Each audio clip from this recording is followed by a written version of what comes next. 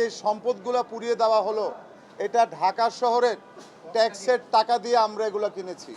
এই জনগণের সম্পদকে কারা পুরালো, জনগণের কাছে বিচার দিলাম।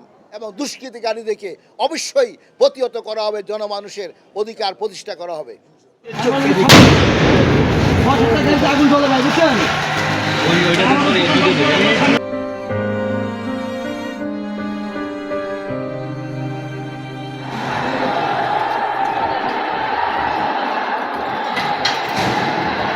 ওরা দৌড়ায় আসলো, গাড়ি ভাঙচুর, এই অ্যাক্সিডেন্টে গাড়ি ভাঙচুর করতেছে। তো আমরা হাত জোর করতেছি, হাত জোর করে যে ভাই আপনারা গাড়িগুলো ভাঙেন না, আপনারা ভাই গাড়িগুলো নষ্ট। তো ওনারা করলো কি, একটা পেট্রোল মানে হাতের ভিতর কী জানি পেট্রোলের মতো, মুখে মাস্ক পরা।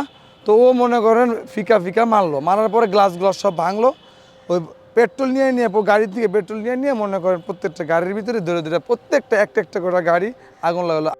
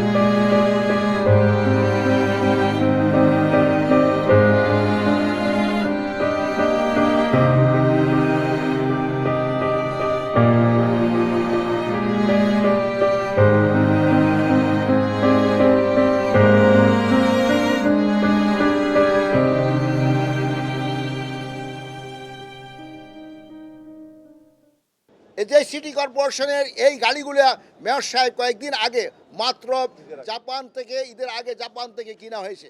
সেগুলোকে ৬৭টা গাড়িকে ক্ষতিগ্রস্ত হয়েছে এবং ২৯টাকে সম্পূর্ণ ধ্বংস করা হয়েছে। আমাদের রাষ্ট্র অত্যন্ত শক্তিশালী রাষ্ট্র, মাননীয় প্রধানমন্ত্রী শেখ হাসিনার নেতৃত্বে আইন শৃঙ্খলা রক্ষাকারী বাহিনী, আমাদের দেশপ্রেমিক সকল আইন শৃঙ্খলা রক্ষাকারী প্রতিষ্ঠানগুলা আন্তরিকভাবে মাঠে আছে এবং দুষ্কৃতিকারীদেরকে অবশ্যই প্রতিহত করা হবে, জনমানুষের অধিকার প্রতিষ্ঠা করা হবে।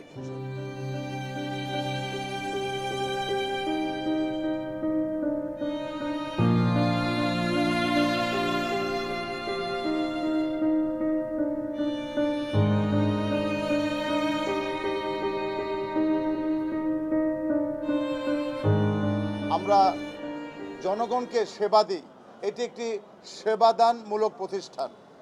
আমাদের কাজ হচ্ছে নগরকে পরিষ্কার রাখা। এবং আজকে যে সম্পদগুলো পুড়িয়ে দেওয়া হলো, এটা ঢাকা শহরের ট্যাক্সের টাকা দিয়ে আমরা এগুলো কিনেছি। এই ট্যাক্সের টাকা দিয়ে এই জনগণের সম্পদকে কারা পুরালো, আমি অনুরোধ করব জাতির কাছে, সরকারের কাছে, আমাদের প্যারেন্টস মিনিস্ট্রিকে এটার আশু বিচার ব্যবস্থা নেওয়ার জন্য। আমি এটার বিচার চাই।